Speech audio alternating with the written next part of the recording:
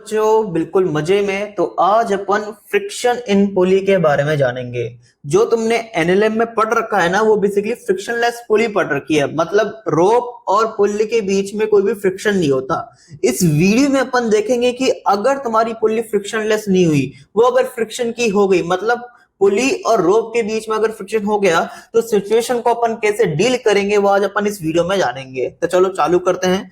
तो सबसे पहले तो मैं तुम्हें उसके बारे में बता देता हूं जिसके बारे में तुम्हें जानकारी है, फ्रिक्शनलेस पुली के बारे में। मतलब रोप और पुली के बीच में कोई भी फ्रिक्शन नहीं है।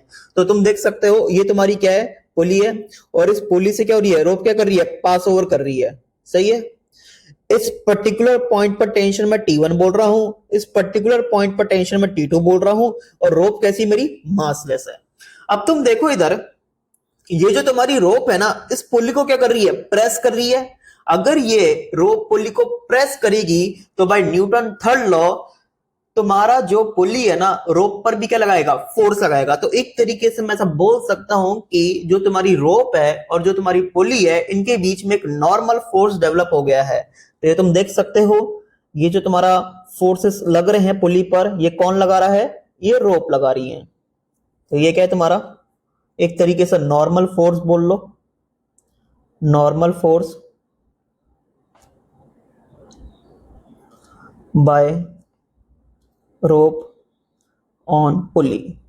और ये जो तुम्हारा नॉर्मल फोर्स होगा ना, ये नॉन यूनिफॉर्म वे में होगा, यूनिफॉर्म वे में नहीं होगा, नॉन यूनिफॉर्म वे में होगा ये।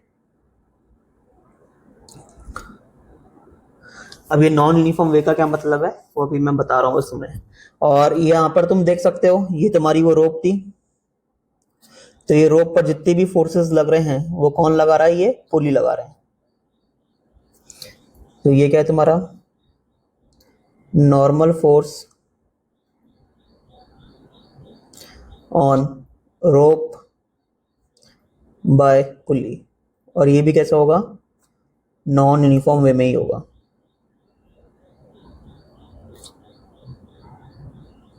सही। अब ये नॉन यूनिफॉर्म वे का क्या मतलब है, वो मैं तुम्हें बताता हूँ। लेट सपोज यहाँ पर तुम एक छोटा सा सेक्शन ले रहे हो, डीएल लेंथ एक छोटा सा सेक्शन ले रहे हो।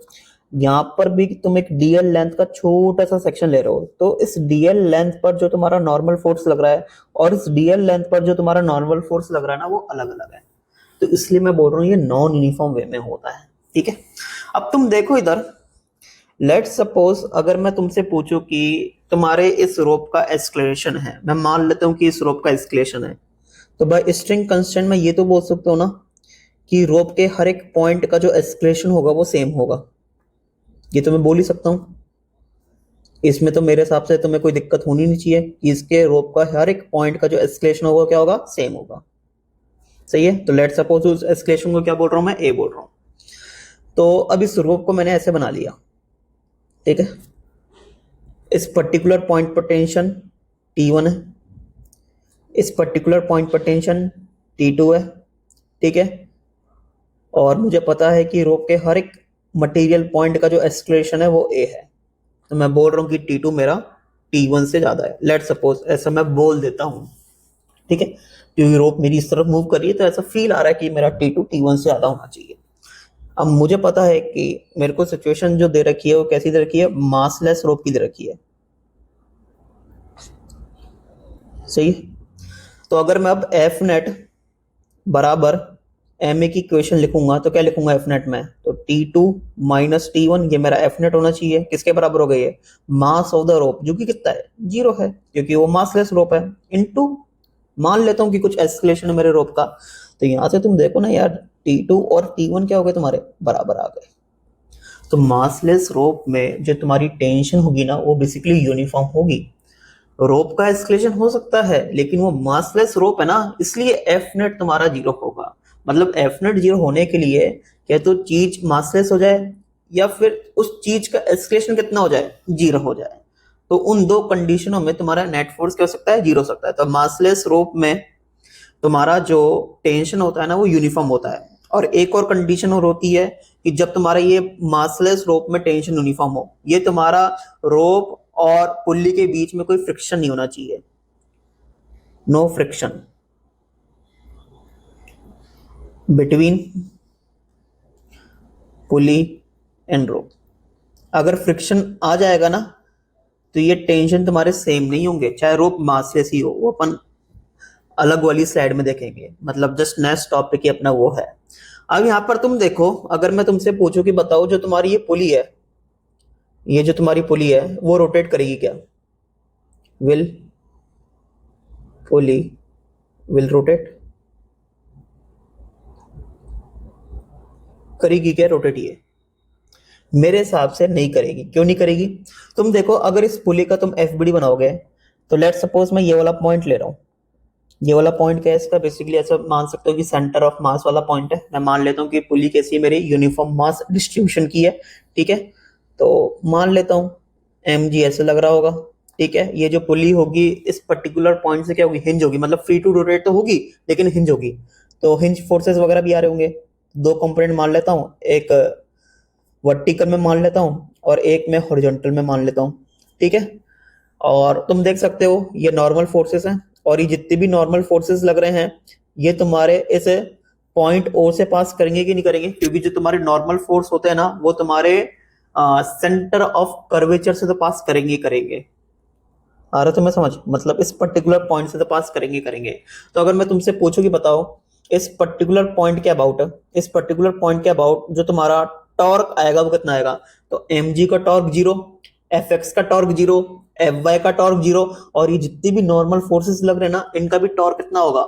जीरो होगा। तो नेट टॉर्क भी कितना आएगा? जीरो आएगा। अगर नेट टॉर्क जीरो आएगा ना तो जो तुम्हारी ये पुली है ना वो रोटेट नहीं करेगी। तो इस सिचुएशन में जो तुम्हारी पुली है ना वो रोटेट नहीं करेगी। अब अपन है ना फ्रिक्शन वाली पुली को देखते हैं। मतलब जब पुली और रोप के बीच में अगर फ्रिक्शन हो तो सिचुएशन कैसी होगी? तो तुम देखो इधर, मैं इस पर्टिकुलर पॉइंट पर टेंशन है ना वो T1 बोल रहा हूं, और इस पर्टिकुलर पॉइंट पर टेंशन में T2 बोल रहा हूं, ठीक है। और मैं बोल देता हूं कि T2 मेरा T1 से ज्यादा है। तो मेरे रोप की जो टेंडेंसी होगी ना मूव करने की वो मेरे क्लॉकवाइज डायरेक्शन में होगी, क्योंकि तुम्हारा T2 तुम्हारा T1 से ज्यादा है, इसलिए मैं बोल पा रहा हूं।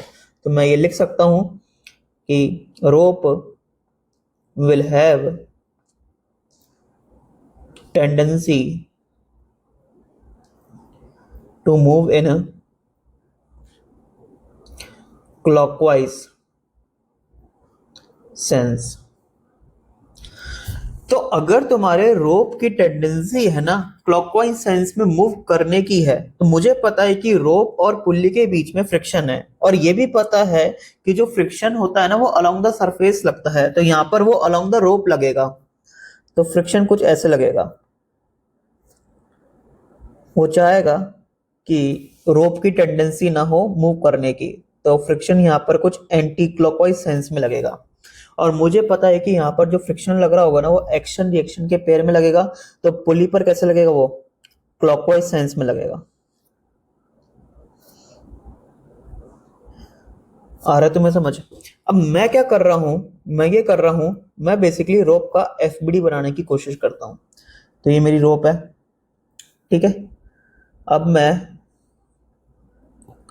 इस पर्टिकुलर पॉइंट पर जो टेंशन बोल रहा हूं वो T2 बोल रहा हूं, इस पर्टिकुलर पॉइंट पर जो टेंशन है वो T1 है, और जो मेरे ये इस रोप पर ये फ्रिक्शन फोर्सेस लग रहे हैं ना, तुम देखो ये जो फ्रिक्शन फोर्सेस लग रहे हैं ना ये बेसिकली अलोंग द रोप ही लग रहे हैं, सही है। तो तुम देखो यहाँ पर ये जो मेरे फ्रिक्शन फोर्सेस लग रहे होंगे ये अलोंग द रोप ही लग रहे होंगे, सही है। इन सब का अगर मैं समेशन करूंगा, लेट सपोज ये मेरे पास आता है F, ठीक है, क्योंकि सबका डायरेक्शन सेम है एक तरीके से रोप के अलोंग। तो अगर मैं इन सब का समेशन कर दूंगा तो समेशन कितना आएगा? F आएगा। मैं बेसिकली करना क्या चाहता हूं, मैं ये करना चाहता हूं, मैं F नेट बराबर M की इक्वेशन लिखना चाहता हूं अलोंग द रोप। ये मैं चाहता हूं अलोंग द रोप लिखना। तो तुम देखो अलोंग द रोप जो तुम्हारा नेट फोर्स आ रहा है वो कितना आ रहा है, उसको तुम लिखोगे T2 minus T1 minus F, और ये किसके बराबर होगा? मास ऑफ द रोप, जो कि कितना है? जीरो है, क्योंकि रोप अपन कौन सी ले रहे हैं? मासलेस ले रहे हैं, into escalation. Let suppose escalation में A मान लेता हूं, और ये तो मुझे पता है कि रोप के हर एक मटेरियल पॉइंट का जो एस्केलेशन होगा वो सेम होगा बाय स्ट्रिंग कांस्टेंट। तो यहाँ से मैं बोल सकता हूँ कि T2 माइनस T1 मेरा F के बराबर होगा। तो यहाँ से मैं बोल सकता हूँ कि T2 और T1 मेरे बराबर नहीं होंगे। पिछले वाले केस में तुम देखो, अगर तुम्हारा पुली और रोप के बीच में कोई फ्रिक्शन नहीं है, रोप अगर तुम्हारी मासलेस है ना, तो दोनों तरफ टेंशन तुम्हारे सेम आए थे, मतलब T1 और T2 तुम्हारे बराबर आए थे। यहाँ पर तुम देखो, यहाँ पर तुम्हारे पुली और रोप के बीच में फ्रिक्शन है, रोप तुम्हारी मासलेस है, लेकिन अब तुम्हारे दोनों तरफ जो टेंशन है ना वो बराबर नहीं होंगे, वो अलग अलग होंगे अगर रोप की टेंडेंसी मूव करने की है तो। ठीक है, तो अगर तुम्हारी रोप और पुल्ले के बीच में फ्रिक्शन है ना, तो दोनों तरफ टेंशन को तुम बराबर मत कर देना जल्दी जल्दी में, वो अलग अलग हो सकते हैं, ये मैंने प्रूव कर दिया। ठीक है, पर है ना, मैं ये T1 और T2 में रिलेशन फाइंड आउट करना चाहता हूँ, और एक बहुत ही स्पेशल कंडीशन में मैं ये रिलेशन फाइंड आउट करने की कोशिश करूंगा। तो अब तुम देखो, अगर मेरे ये रोप की है ना स्लिप होने की टेंडेंसी अगर ये मैक्सिमम कर गई, मतलब जस्ट स्लिपिंग की कंडीशन है, मैं क्या बोल रहा हूँ, जस्ट स्लिपिंग की अगर कंडीशन है,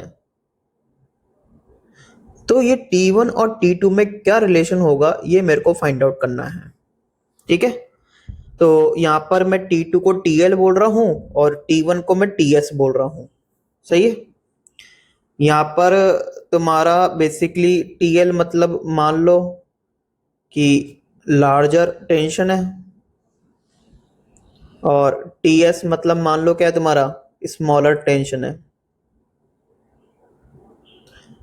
ठीक है, मतलब तुम्हारा TL है ना वो TS से ज्यादा है, तो तुम्हारी जो स्लिपिंग की कंडीशन बनेगी ना, मतलब जब स्लिपिंग की कंडीशन बनेगी ना, वो क्लॉकवाइज सेंस में बनेगी।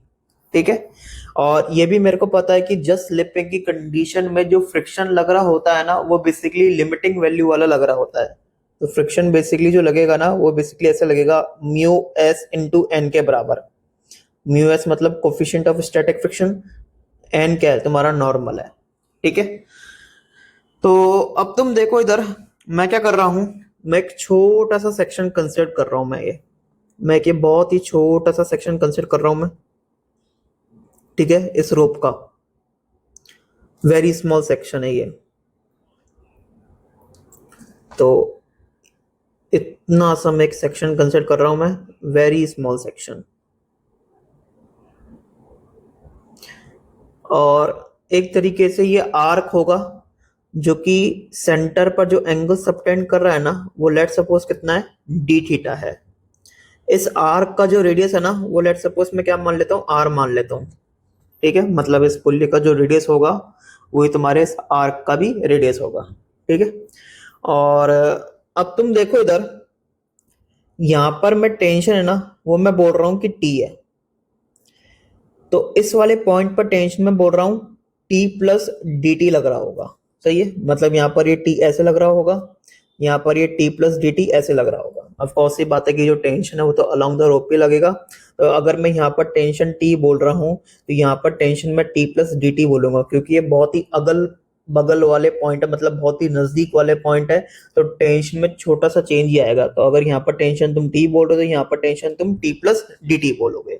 सही है, अब इस सेक्शन का मैं FBD बनाने की कोशिश करता हूं। ठीक है, तो FBD में यहां पर बना रहा हूं, तो तुम देखो यहाँ पर टेंशन मैंने T माना है, अलोंग द रोप लग रहा होगा।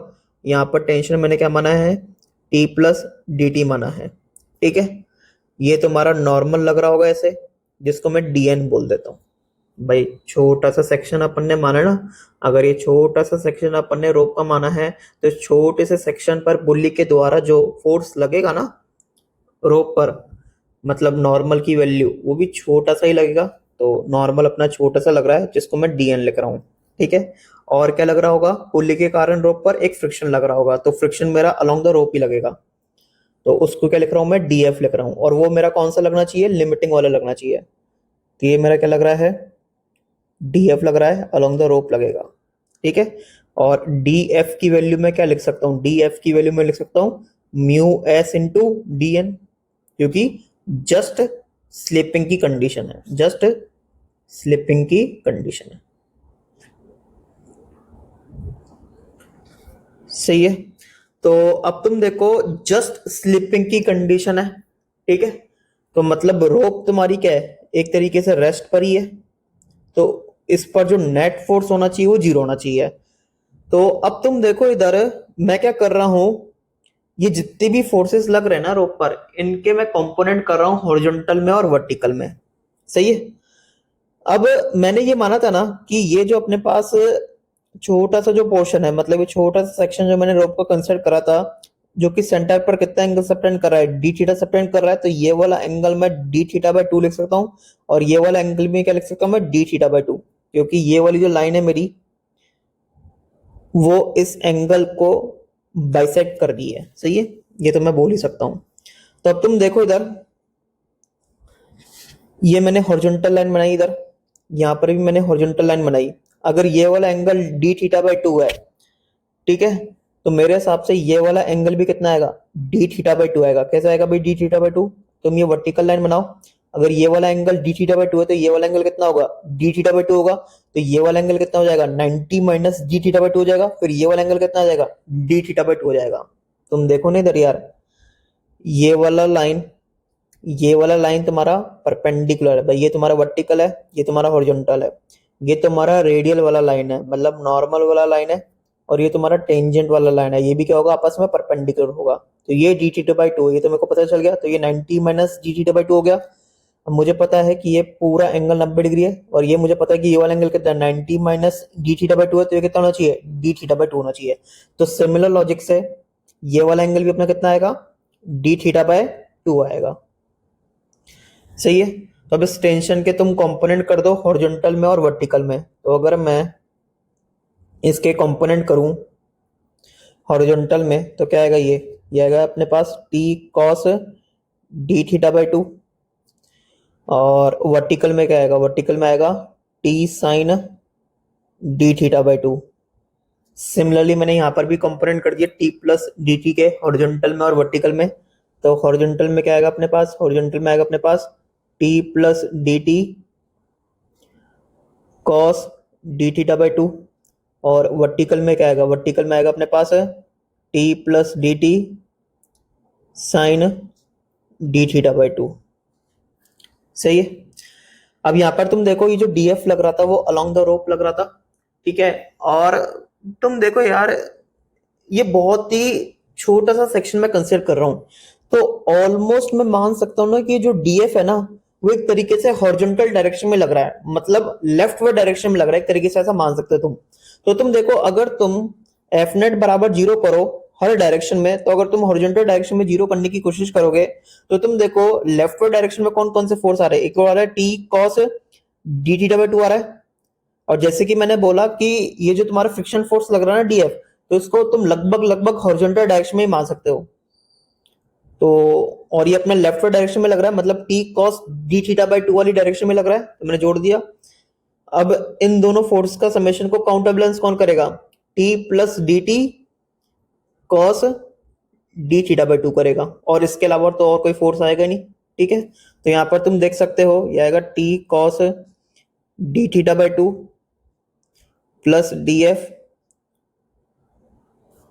Is equal to T cos d theta by 2 plus d T cos d theta by 2। यहां पर तुम देख सकते हो ये और ये कट गया है, डी एफ की वैल्यू किसके बराबर आ रही है यार, ये D T cos d theta by 2 के बराबर आ रही है। अब मुझे पता है कि जो डी थीटा बाय 2 है ना वो ऑलमोस्ट 0 को अप्रोच करेगा, तो जो मेरा कॉस डी थीटा बाय 2 है ना वो किसको अप्रोच करेगा, 1 को अप्रोच करेगा, तो इसको मैं अप्रोक्सीमेटली क्या लिख सकता हूं, 1 लिख सकता हूं। तो डी एफ बराबर क्या आ गया मेरा, डी टी आ गया, और मुझे पता है कि डी एफ की वैल्यू किसके बराबर है, mu s into d N के बराबर है, मतलब म्यू इंटू डी एन के बराबर है। सही है, तो d F is equal to mu into d N, जो कि किसके बराबर है, डी टी के बराबर है। तो एक रिलेशन मेरे को ये मिल गया कि जो मेरा म्यू डी एन है वो किसके बराबर है, डी टी के बराबर। तो ये अपने पास पहला रिलेशन हो गया। दूसरा रिलेशन अपन कैसे फाइंड आउट करेंगे, वर्टिकल डायरेक्शन में फोर्स को बैलेंस आउट करके। तो अगर तुम वर्टिकल डायरेक्शन में फोर्स को बैलेंस आउट करोगे तो क्या इक्वेशन बनेगी, तो तुम देखो नीचे की तरफ कौन कौन से फोर्सेस आ रहे हैं, एक तो आ रहा है तुम्हारा T sine d theta by 2 आ रहा है, एक आ रहा है तुम्हारा T plus d T sine d theta by two है। अब इन दोनों फोर्स का समेशन को काउंटर बैलेंस कौन करेगा, डीएन करेगा। और जैसे कि मैंने बोला कि रोप तो मेरी मासलेस है, तो वेट वगैरह तो कुछ होगा नहीं, तो क्या लिखूंगा मैं इधर, T sine d theta by two plus T plus d T sine d theta by two. इसको काउंटर बैलेंस कौन कर रहा है, नॉर्मल कर रहा है डीएन। ठीक है, तो अब इसको सॉल्व करते हैं। तो क्या था वो, T sine d theta by two plus T plus d T sine d theta by two is equal to d N. अब शायद तुम्हें पता होगा कि साइन थीटा को मैं अप्रोक्सीमेटली है ना थीटा लिख सकता हूँ। कब लिख सकता हूँ, जब थीटा मेरा बहुत ज्यादा छोटा हो। तो यहाँ पर तुम देखो sine d theta by two आ रहा है, तो उसको तुम अप्रोक्सीमेटली क्या लिख सकते हो, डी थीटा बाई टू लिख सकते हो। तो क्या जाएगा ये T d theta by two plus यहाँ पर क्या जाएगा T sine d theta by two, तो उसको मैं T d theta by two लिख सकता हूँ। यहाँ पर क्या जाएगा फिर d T into d theta by two is equal to d N. सही है भाई, d T into sine d theta by two को तुम ये तो लिख ही सकते हो ना, जैसे कि मैं बोल रहा हूं। अब यहां पर तुम देखो इस वाली टर्म को तुम नेग्लेक्ट कर सकते हो, this term can be neglected. क्यों नेग्लेक्ट कर सकते हैं अपन, तुम देखो इधर जैसे यहां पर टी आ रहा है और दूसरा क्या आ रहा है डी थीटा बाई टू आ रहा है, तो ये अपने पास फर्स्ट ऑर्डर डिफरेंशियल टर्म है, ये भी अपने पास फर्स्ट ऑर्डर डिफरेंशियल टर्म है। लेकिन यहाँ पर अपने पास दो डिफरेंशियल टर्म है, तो अपने पास क्या होगा सेकंड ऑर्डर डिफरेंशियल टर्म होगी। तो सेकंड ऑर्डर डिफरेंशियल टर्म को अपन नेग्लेक्ट कर सकते हैं फर्स्ट ऑर्डर डिफरेंशियल टर्म के रिस्पेक्ट में। तुम देखो ना, जैसे ये लिखा हुआ है 1 इंटू 0.0001 और एक लिखा हुआ है 0.0001 इंटू 0.0001। तो इस वाले नंबर के कंपैरिजन में ये वाला नंबर अपन क्या कर सकते हैं, नेग्लेक्ट कर सकते हैं ना। तो वही तो है, ये अपने पास फर्स्ट ऑर्डर डिफरेंशियल टर्म है क्योंकि इसमें डिफरेंशियल टर्म एक ही आ रही है। ये अपने पास सेकंड ऑर्डर डिफरेंशियल टर्म है क्योंकि दो डिफरेंशियल टर्म आ रही है। तो सेकंड ऑर्डर डिफरेंशियल टर्म को तुम क्या कर सकते हो, नेग्लेक्ट कर सकते हो। तो तुम देखो T d theta by two plus T d theta by to कितना हो जाएगा, ये टी डी थीटा हो जाएगा, किसके बराबर होगा, ये डी एन के बराबर होगा। तो ये अपने पास कौन सी इक्वेशन है, ये दूसरी इक्वेशन है। सही है, तो अब तुम देखो इधर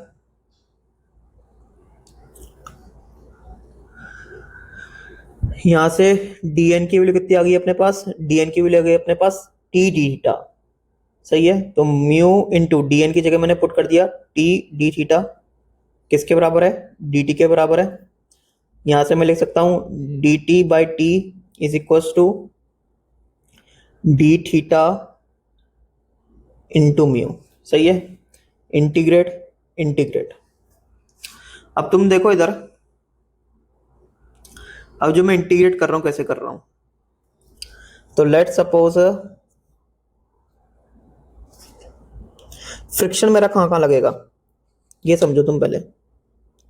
फ्रिक्शन किधर किधर लगेगा, फ्रिक्शन वहां ही लगेगा जहां पर तुम्हारा क्या है, रोप और पुल्ली का कांटेक्ट है। तो मैं बोल देता हूं कि इस वाले रीजन में तुम्हारा रोप और पुल्ली का कांटेक्ट है। सही है, ये वाला एंगल लेट सपोज कितना है तुम्हारा, थीटा बोल देते हैं। ठीक है, थीटा तुम्हारा क्या है, एंगल ऑफ कांटेक्ट एक तरीके से, मतलब जहां पर तुम्हारा पुली और रोप क्या कर रहा हो, टच कर रहा हो।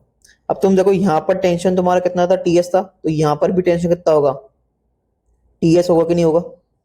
सही है, यहाँ पर टेंशन तुम्हारा टीएल है, तो यहाँ पर भी टेंशन कितना होगा, टीएल होगा। जो तुम्हारा टेंशन जो वेरी करेगा ना, वो वहां पर वेरी करेगा जहां पर तुम्हारा रोप और पुल्ली क्या हो, कॉन्टेक्ट में हो।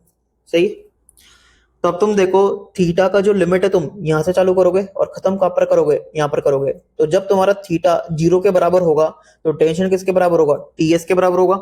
सही है, और जब तुम्हारा थीटा थीटा के बराबर ही होगा तो टेंशन किसके बराबर होगा, टीएल के बराबर होगा। सही है, तो करो इंटीग्रेट टी एस से टी एल तक। यहां पर थीटा मेरा 0 से थीटा तक वेरी करेगा। तो क्या आ रहा है मेरे पास ये रिलेशन, मेरे पास ये रिलेशन आ रहा है lawn T L by T S किसके बराबर है, ये म्यू इंटू थीटा के बराबर है। सही है, यहां से T L by T S किसके बराबर आ रहा है, ई की पावर म्यू थीटा के बराबर आ रहा है। यहाँ पर टी एल किसके बराबर आ रहा है, टी एस इंटू ई की पावर म्यू थीटा। तो ये अपने पास रिलेशन। यहाँ पर अपने पास ये टी एल मतलब लार्जर टेंशन, टी एस मतलब स्मॉलर टेंशन, म्यू यहाँ पर क्या है मेरा, कोफिशिएंट ऑफ स्टैटिक फ्रिक्शन, और यहाँ पर ये थीटा क्या है मेरा, एंगल ऑफ कांटेक्ट। और मैंने समझा दिया ये एंगल ऑफ कांटेक्ट मतलब क्या, मतलब कितने एंगल तक तुम्हारा जो रोप है और जो पुली है वो कांटेक्ट में है। सही है। और ये वाली कंडीशन कब वैलिड है, जस्ट स्लिपिंग वाली कंडीशन है एक तरीके से, जस्ट स्लिपिंग कंडीशन, क्योंकि फ्रिक्शन तो तुम्हारा सेल्फ एडजस्टेबल है। ठीक है, फ्रिक्शन तो एडजस्ट कर सकता है अपने आप को। तो ये वाली कंडीशन कब वैलिड होगी, मतलब ये टेंशन में रिलेशन कब वैलिड होगा, जब तुम्हारा जो रोप है ना वो जस्ट स्लिपिंग की कंडीशन में हो। अब इसको अपन है ना एक और तरीके से प्रूव कर सकते हैं, मतलब मेथड 2 बोल लो तुम। मतलब कैलकुलेशन तो देखो लगभग लगभग सेम ही है। यहाँ पर टेंशन अपन टी बोल रहे हैं, यहाँ पर टेंशन अपन टी प्लस डी टी बोलेंगे। सही है। ये वाला एंगल मैंने कितना बोला था, डी थीटा बोला था। सही है। जो मेरा डी एन लग रहा था वो कुछ ऐसे लग रहा था, और जो मेरा डी एफ लगेगा वो अलोंग द रोप ही लगेगा, तो इसको मैंने डी एफ बोल दिया। जस्ट स्लिपिंग की कंडीशन है तो डी एफ किसके बराबर होगा, म्यू डी एन के बराबर होगा। सही। अब तुम देखो अलोंग द रोप मैं एफ नेट बराबर एम ए की इक्वेशन लिख रहा हूँ, तो एफ नेट बराबर एम ए की इक्वेशन में लिख रहा हूँ अलोंग द रोप। तो मुझे पता है कि जस्ट स्लिपिंग की कंडीशन है तो ए तो मेरा 0 होगा। ठीक है, तो एफ नेट मेरा क्या होना चाहिए, 0 होना चाहिए अलोंग द रोप।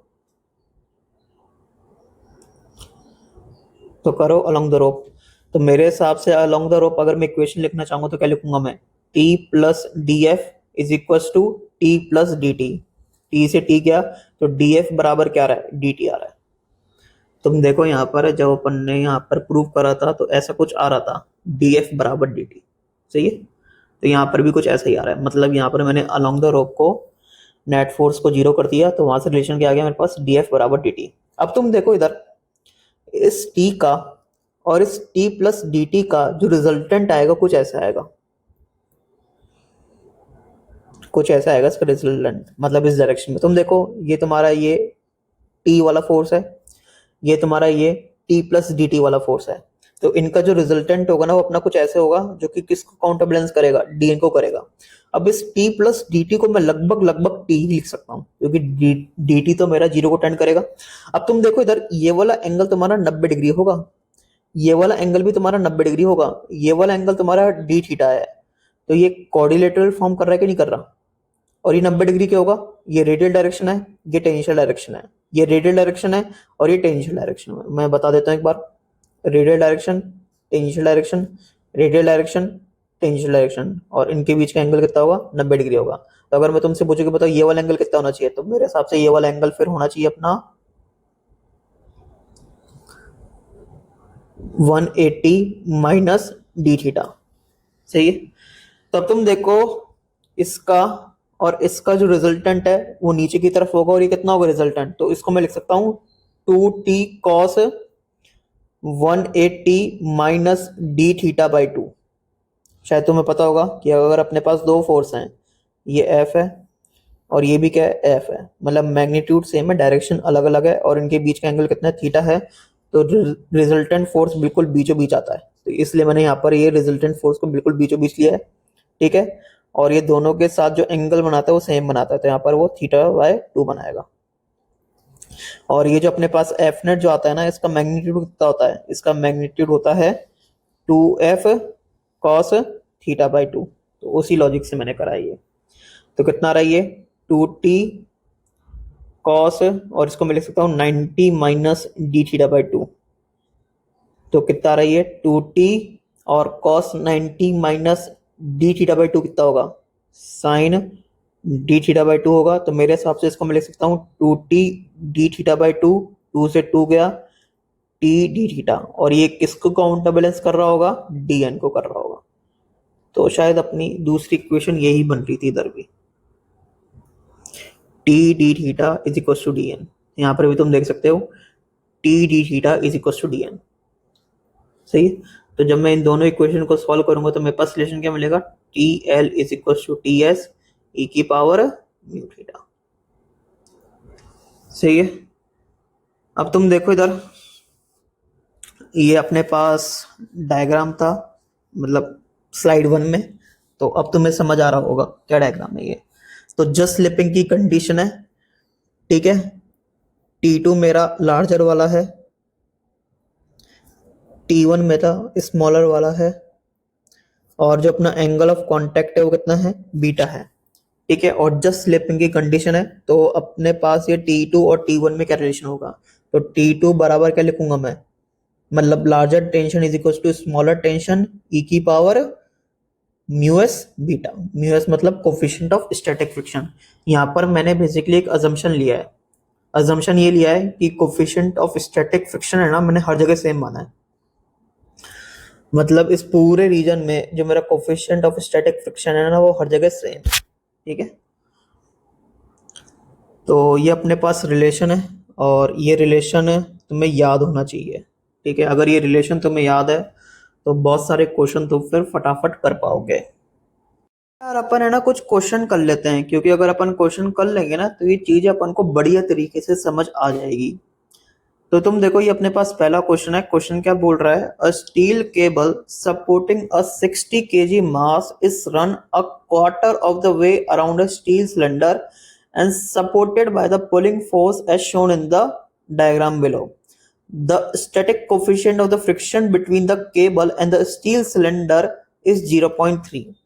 तो बेसिकली म्यू एस की वैल्यू कितनी गिवन है, 0.3 गिवन है, ठीक है।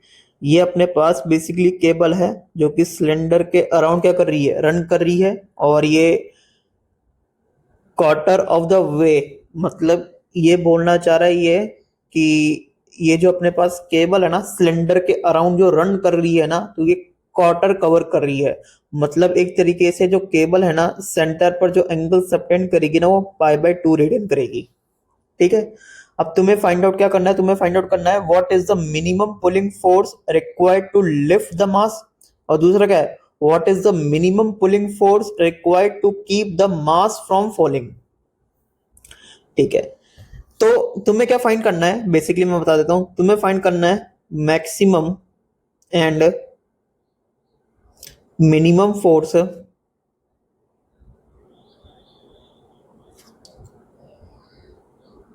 required so that block is in equilibrium।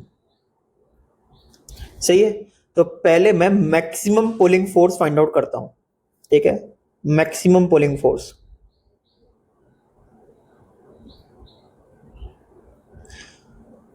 तो इसमें तुम देखो, जैसे कि मैं बोल रहा हूं कि मैं maximum pulling force find out करना चाहता हूं, तो इसको मैंने लिख लिया TL, और इस वाले को लिखूंगा मैं TS भाई, क्योंकि मेरे को maximum pulling force find out करना है। तो जो मेरे केबल की स्लिप होने की जो टेंडेंसी होनी चाहिए ना, वो बेसिकली कुछ ऐसे होनी चाहिए, मतलब क्लॉकवाइज फैशन में होनी चाहिए। अब मुझे पता है कि ब्लॉक मेरा इक्विलिब्रियम पर है, तो TS तो मेरा किसके बराबर होगा, 600 न्यूटन के बराबर ही तो होगा, और मेरे को तो TL निकालना है, तो TL मेरा किसके बराबर है, TS ई की power mu s into theta.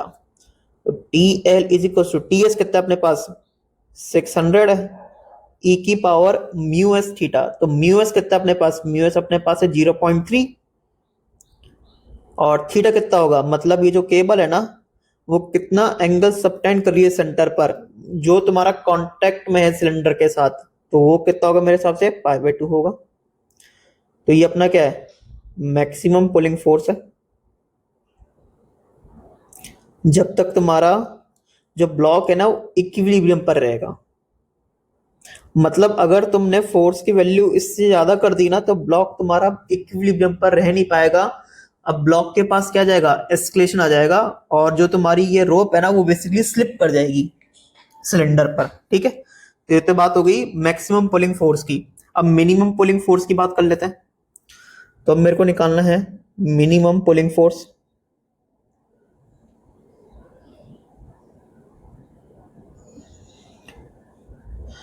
तो मिनिमम वैल्यू निकालनी है, तो इसलिए मैं इसको यहाँ पर क्या लिख रहा हूँ, टीएस लिख रहा हूँ, मतलब स्मॉलर टेंशन। और ये क्या होगा, मेरा लार्जर टेंशन होगा। तो मुझे पता है कि जो मेरा लार्जर टेंशन है वो किसके बराबर होगा, वो तो मेरा 600 न्यूटन के बराबर होगा। तो टी एल बराबर क्या लिखूंगा मैं, टी एस ई की power mu s into theta. तो टी एल मेरा 600 है, टी एस ई क्या होगा, मेरा पुलिंग फोर्स होगा, ई की power 0.3 into pi by two. तो यहां पर तुम देखो T S is equal to कितना आ रहा है, 600 अपॉन ई की power 0.3 into pi by two. तो ये क्या है, तुम्हारा मिनिमम पुलिंग फोर्स है।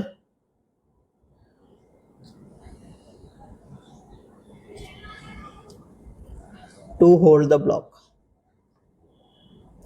अगर तुमने फोर्स इससे कम कर दिया ना, तो जो तुम्हारा ये रोप है ना, वो बेसिकली स्लाइड कर जाएगा सिलेंडर पर, मतलब ब्लॉक के पास क्या आ जाएगा, एस्केलेशन आ जाएगा। तो अगर तुम्हारा ये पुलिंग फोर्स, अगर तुम्हारा ये जो पुलिंग फोर्स है ना, मतलब ये जो एफ पुल है,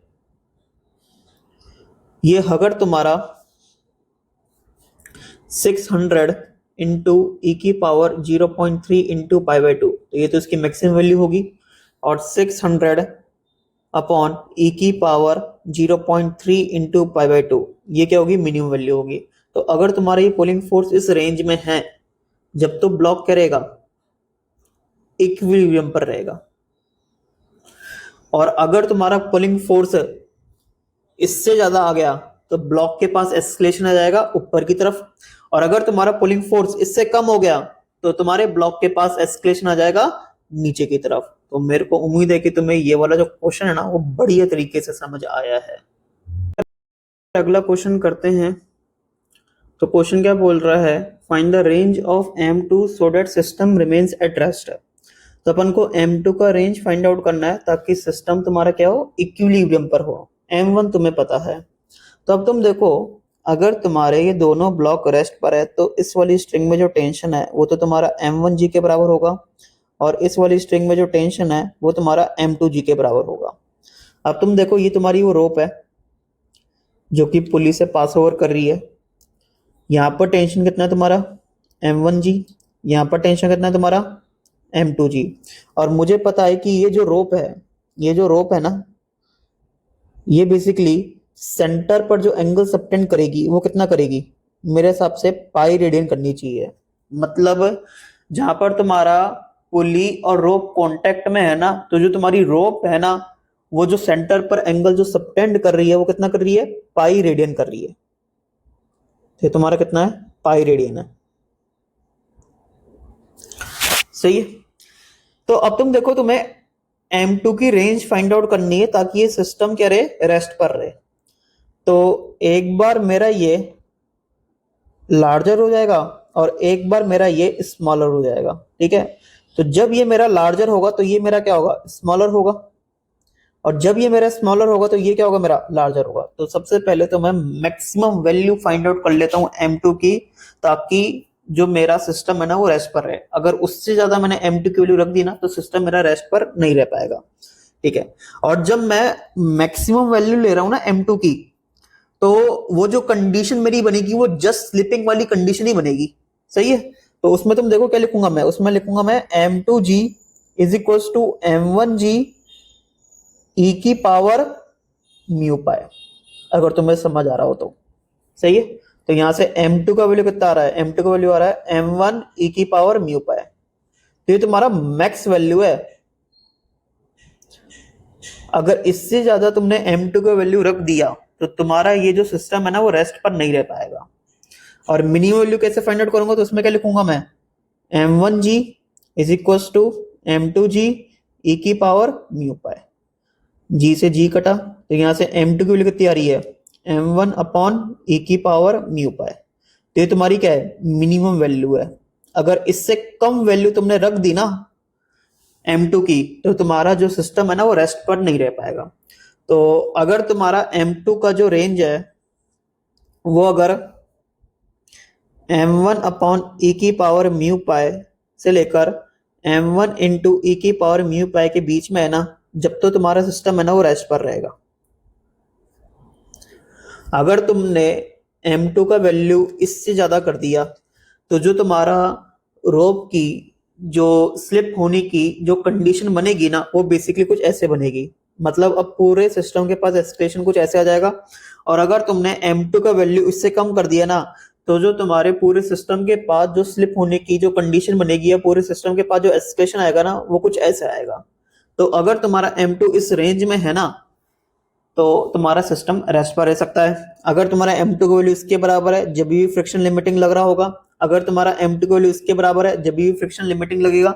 और अगर m2 का वैल्यू उनके बीच में है तो फ्रिक्शन सेल्फ एडजस्टेबल है, तो फ्रिक्शन अपने मन मुताबिक रखेगा ताकि सिस्टम रेस्ट पर रहे, मतलब स्लिपिंग वगैरह ना हो। आ रहा है तुम्हें समझ? तो मेरे को उम्मीद है कि ये वाला प्रॉब्लम भी तुम्हें बढ़िया तरीके से समझ आया होगा। है ना, अपन कुछ मिसलेनियस केस डिस्कस कर लेते हैं। तो ये अपने पास पहला मिसलेनियस केस है।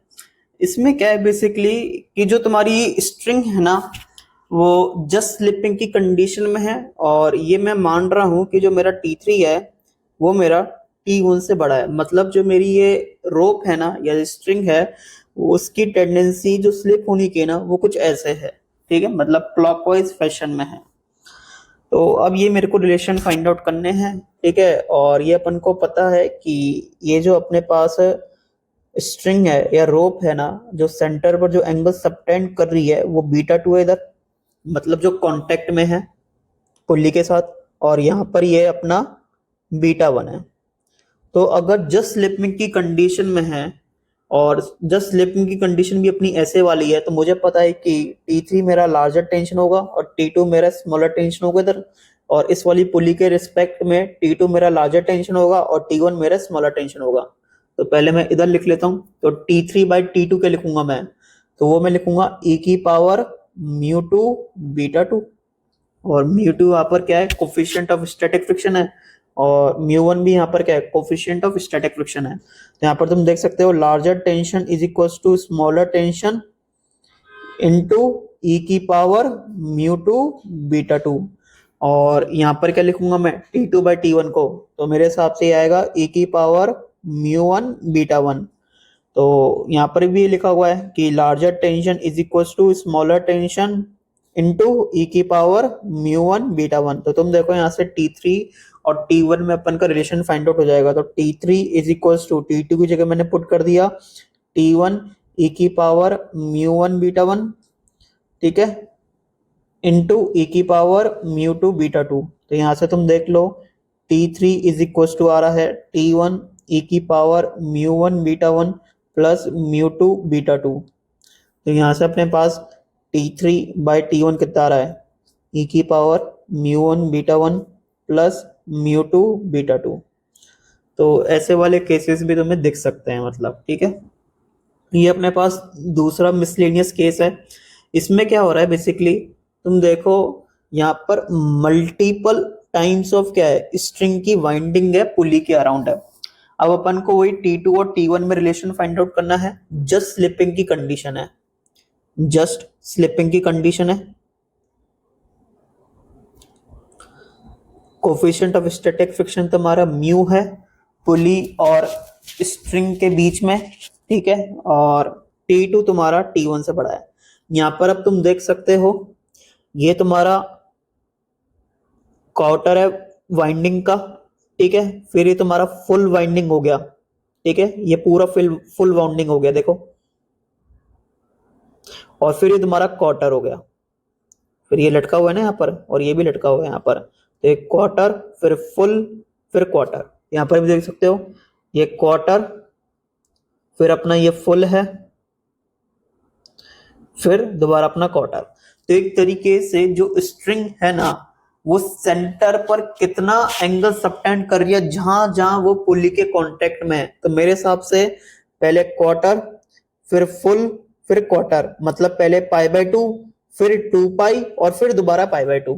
तो मेरे हिसाब से कितना आएगा ये यहाँ पर अपना बीटा, वो अपना आएगा 3π रेडियन। आ रहे तुम्हें समझ? तो T2 is equal to T1 e की पावर म्यू इंटू 3 पाई यहां पर मैं लिखूंगा। सही है, तो ये वाले केसेस भी तुम्हें दिख सकते हैं। ठीक है, एक और अपने पास मिसलेनियस केस है।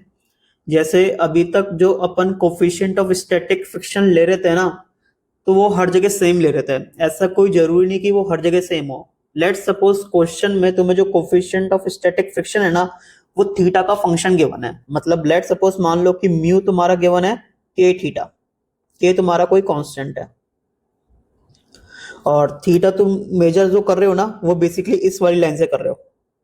ठीक है, इस वाली लाइन से मेजर कर रहे हो।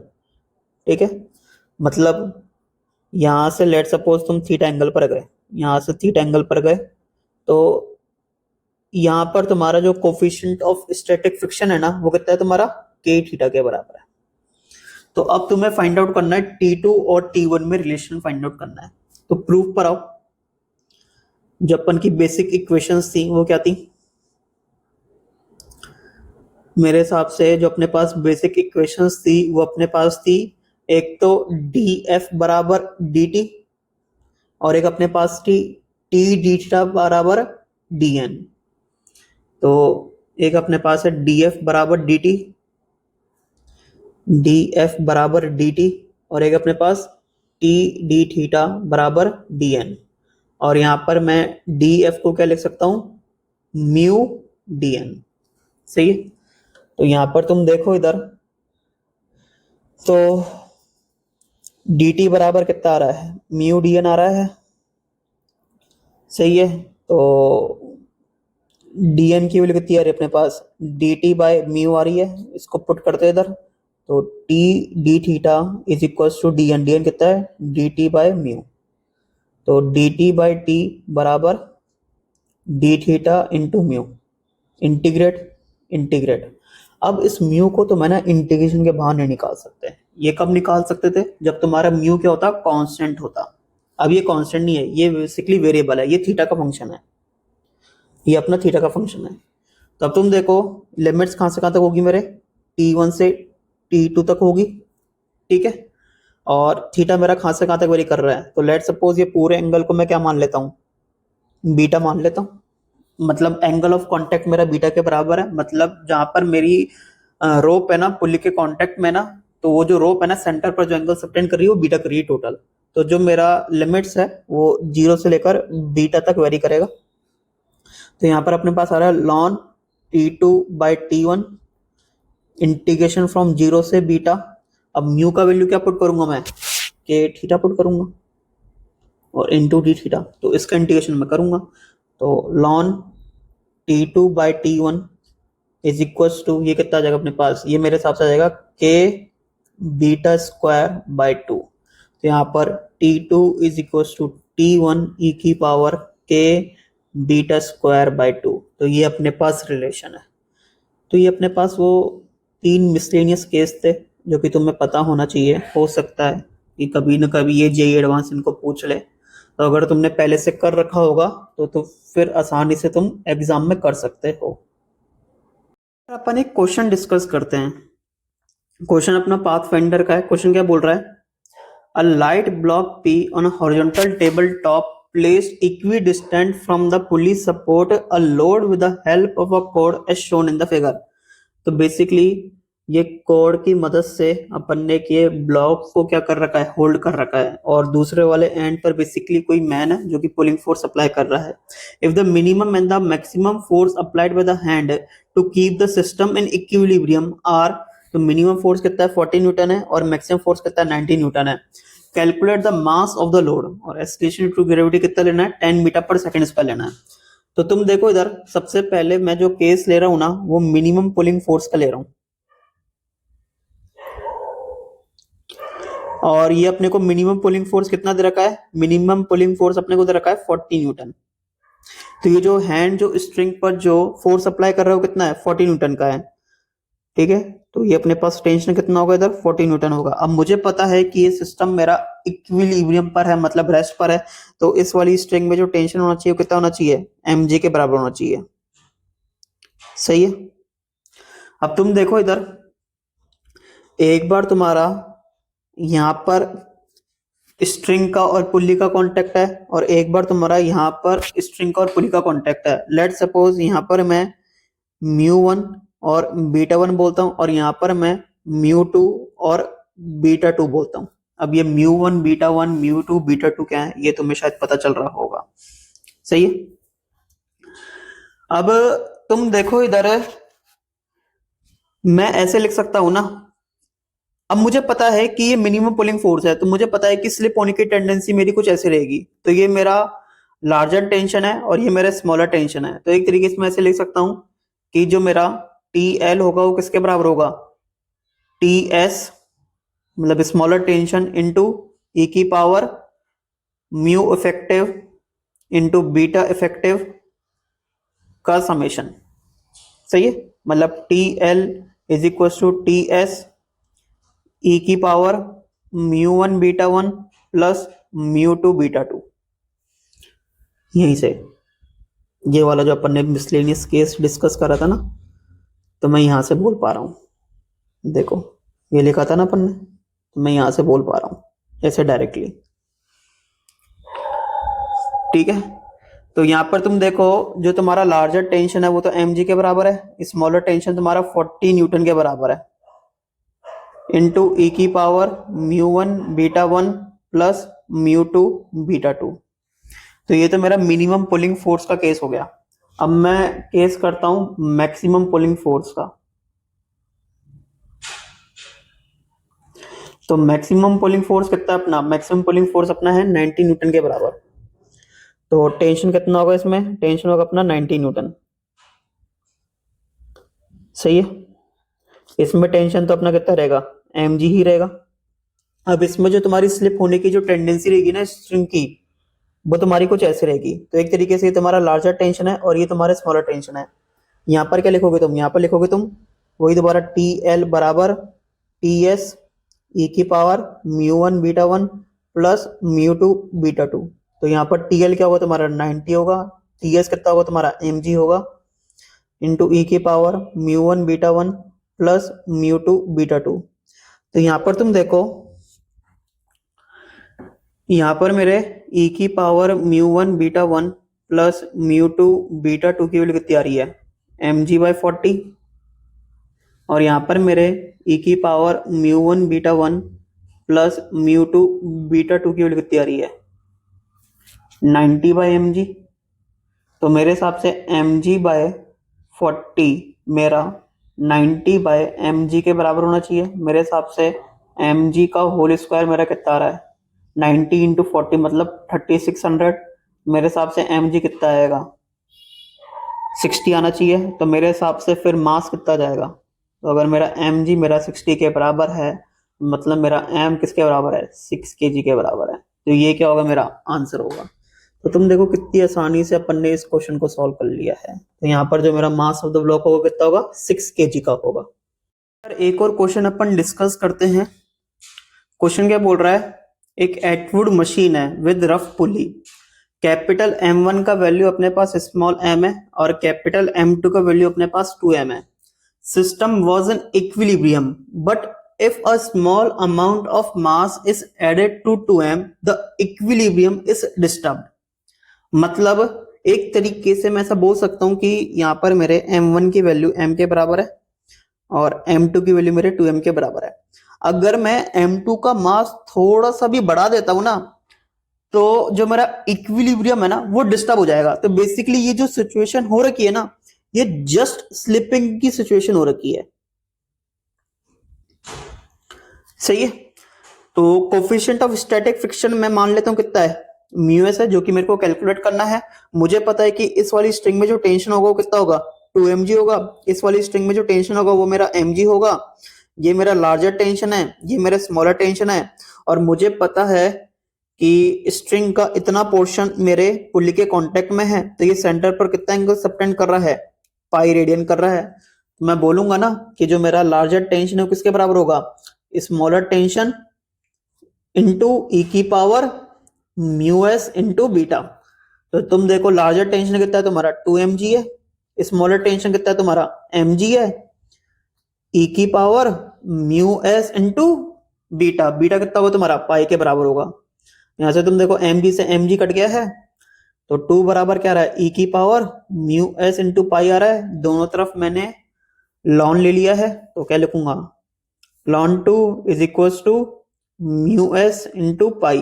तो मेरे हिसाब से म्यू एस की वैल्यू कितनी आ रही है, म्यू एस की वैल्यू मेरे पास आ रही है लॉन 2 बाय पाई। तो ये मेरे पास क्या है, कोफिशिएंट ऑफ स्टैटिक फ्रिक्शन है। तो ये वाला पार्ट अपना सॉल्व हो गया। कितना आ रहा है ये अपना, ln 2 बाय पाई। सही। अब तुम देखो पार्ट 2 बोल रहा है कि assume mu s is equal to 2 mu k, और यहां पर ये म्यू के क्या है, कोफिशिएंट ऑफ काइनेटिक फ्रिक्शन। तो यहां पर म्यू के का वैल्यू कितना हो जाएगा अपने पास, म्यू एस बाय 2, और म्यू एस का वैल्यू मेरे को पता है, तो म्यू के का वैल्यू कितना है अपने पास, ln 2 बाय 2 पाई। सही। कैलकुलेट द एक्सेलरेशन फॉर, अब यहाँ पर m1 की वैल्यू तो स्मॉल m के बराबर है और m2 की वैल्यू 3m के बराबर है। तो तुम देखो यहाँ पर तुमने m2 का मास है ना 2m से बढ़ा दिया है, तो अब इक्विलिब्रियम तुम्हारा डिस्टर्ब हो गया है। तो अब तुम्हारा जो स्ट्रिंग है ना वो स्लिप कर जाएगा पुली पर, ठीक है। तो अब स्लिपिंग हो जाएगी। अगर स्लिपिंग हो गई तो अब तुम्हारा स्टैटिक फ्रिक्शन नहीं लगेगा, अब तुम्हारा कौन सा फ्रिक्शन लगेगा, काइनेटिक फ्रिक्शन लगेगा। इसलिए तुम्हें म्यू एस और म्यू के में रिलेशन गिवन है। तो अब तुम्हें एक्सप्रेशन फाइंड करना है। तो अब तुम देखो इधर, यहां पर टेंशन में T1 बोल रहा हूं, यहां पर टेंशन में T2 बोल रहा हूं। सही है। और मेरा जो रोप है वो कुछ ऐसे ही स्लिप कर रहा होगा। सही है। अब एस्केलेशन वगैरह आ गया होगा। अब स्ट्रिंग कांस्टेंट से मैं ये तो बोल सकता हूं ना कि अगर इसका एस्केलेशन ए है नीचे की तरफ, तो इसका एस्केलेशन ए होगा ऊपर की तरफ। तो इसके लिए अगर मैं एफ नेट की इक्वेशन लिखूंगा तो क्या लिखूंगा मैं, वो लिखूंगा मैं m2g minus T one is equal to m2a, और यहां पर अपना m1 तो m के बराबर है और m2 अपना 3m के बराबर है। तो क्या लिखूंगा मैं, 3mg minus T one is equal to 3ma, और m1 वाले ब्लॉक के लिए क्या लिखूंगा मैं, T2 minus mg is equal to ma। ठीक है। तो यहां पर तुम देख सकते हो 3 वेरिएबल है, एक तो T1 वेरिएबल है, एक T2 वेरिएबल है और एक A वेरिएबल है। तो एक और इक्वेशन अपन को चाहिए। तो अब एक और इक्वेशन मैं कहां से लाऊंगा, तो अब तुम देखो प्रूफ पर आओ। ये जो अपन ने रिलेशन प्रूफ करा था ना कि TL is equal to T S e की power mu s into beta, तो यहां पर ये म्यू एस तो क्या था, कोफिशिएंट ऑफ स्टैटिक फ्रिक्शन था। तो अगर मैं अब हर जगह ना म्यू एस की जगह ना म्यू के यूज कर दूंगा, तो मेरे पास ये काइनेटिक फ्रिक्शन में भी रिलेशन फाइंड आउट हो जाएगा। तो यहां पर आओ तुम, किधर, एक बार और नीचे, हाँ यहां पर आ जाओ। तो यहां पर तुम देखो फर्क कहां पर पड़ेगा, ये वाली इक्वेशन पर पड़ेगा। देखो ये जो अपन डीएफ को लिख रहे हैं ना म्यू इंटू डीएन, तो यहां पर अपन जो म्यू वैल्यू लिख रहे थे ना वो कोफिशिएंट ऑफ स्टैटिक फ्रिक्शन की लिख रहे थे, ठीक है।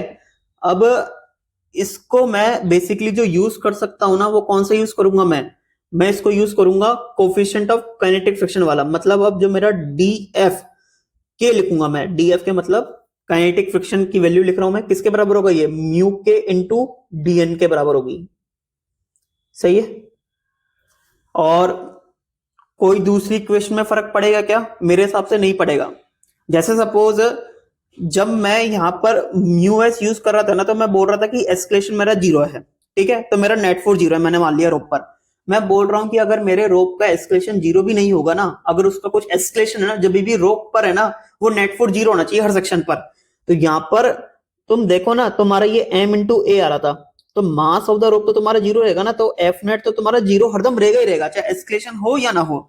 तो बेसिकली ये वाली इक्वेशन तो वैलिड रहेगी, कौन सी, डीएफ बराबर डीटी की, डीएफ बराबर डीटी की वैल्यू रहेगी। बस फर्क कहां पर आ रहा है, यहां पर ये म्यू एस की जगह क्या आ रहा है, म्यू के आ रहा है बस।